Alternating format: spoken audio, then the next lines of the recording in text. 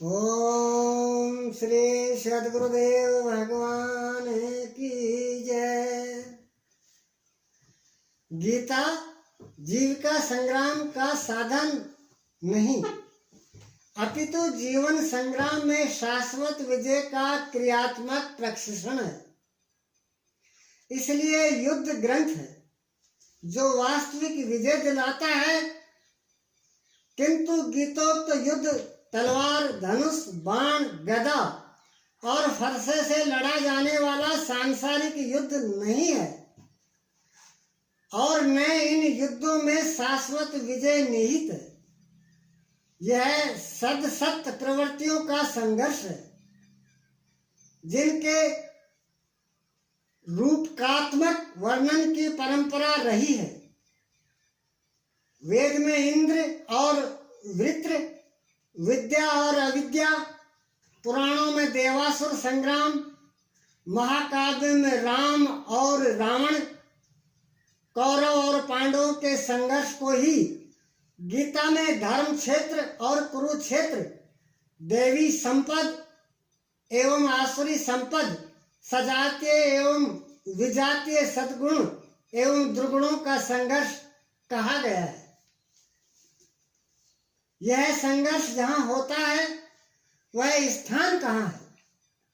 गीता का धर्म क्षेत्र और कुरुक्षेत्र भारत का कोई भूखंड नहीं है, बल्कि स्वयं गीताकार के शब्दों में इदम शरीरम कौन्तेय क्षेत्र मित्ये विधीयते। कौन्तेय, यह शरीर ही एक क्षेत्र है जिसमें बोया हुआ भला और बुरा बीज संस्कार रूप से सदैव उगता है।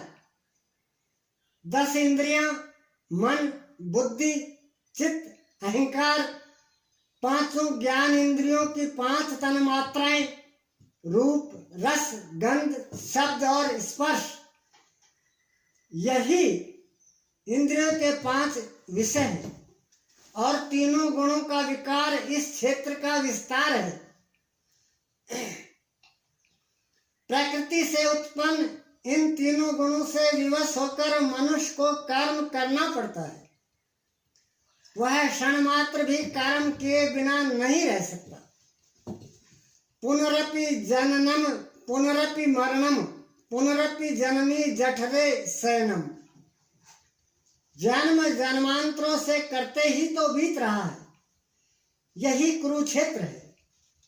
सद्गुरु के माध्यम से साधना के सही दौर में पढ़कर साधक जब परम धर्म परमात्मा की ओर अग्रसर होता है तब यह क्षेत्र धर्म क्षेत्र बन जाता है।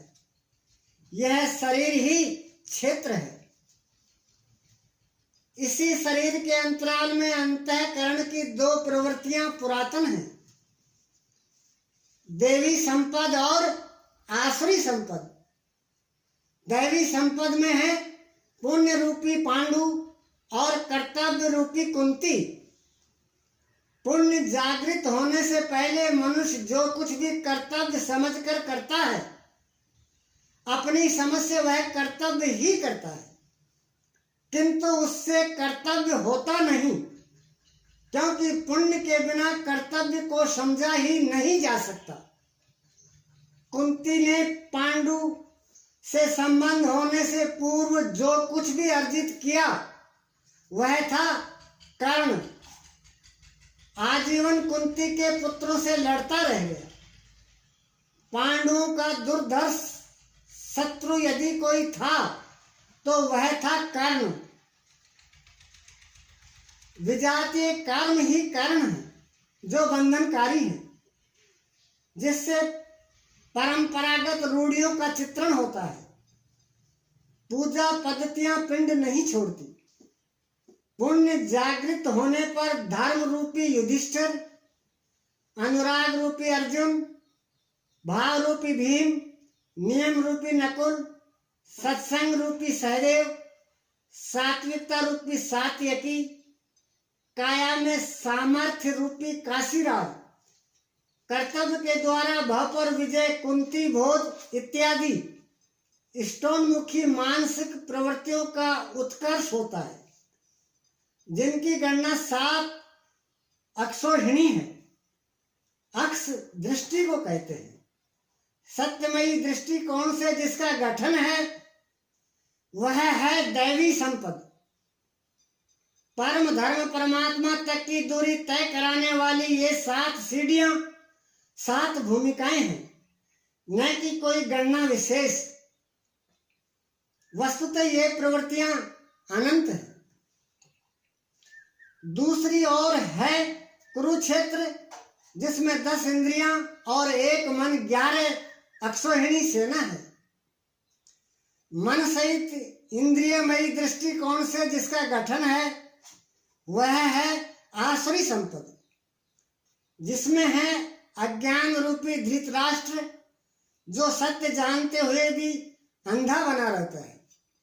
उसकी सहचारिणी है गांधारी, इंद्रिय आधार वाली प्रवृत्ति।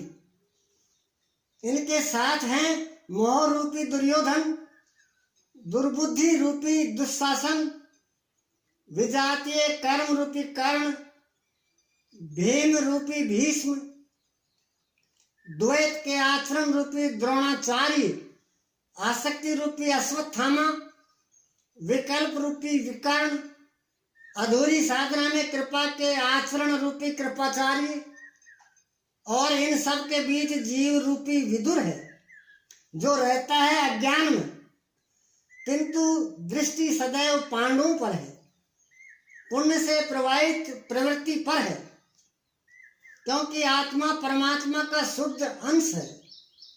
इस प्रकार आसुरी संपद भी अनंत है। क्षेत्र एक ही है, यह है शरीर। इसमें लड़ने वाली प्रवृत्तियां 2 हैं। एक प्रकृति में विश्वास दिलाती है, नीच अधम योनियों का कारण बनती है, तो दूसरी परम पुरुष परमात्मा में विश्वास और प्रवेश दिलाती है। तत्वदर्शी महापुरुष के संरक्षण में क्रम से साधन करने पर दैवी संपद का उत्कर्ष और आसुरी संपद का सर्वथा समन हो जाता है। जब कोई विकार ही नहीं रहा, मन का सर्वथा निरोध और निरुद्ध मन का भी विलय हो जाता है, तो दैवी संपद की आवश्यकता समाप्त हो जाती है। अर्जुन ने देखा कि कौरव पक्ष के अनंतर पांडव पक्ष के योद्धा भी योगेश्वर में समाहित हो रहे हैं। पूर्ति के साथ दैवी संपद भी विलीन हो जाती है। अंतिम शाश्वत परिणाम निकल आता है। इसके पश्चात महापुरुष यदि कुछ करता है तो केवल अनुयायियों के मार्गदर्शन के लिए ही करता है। ओम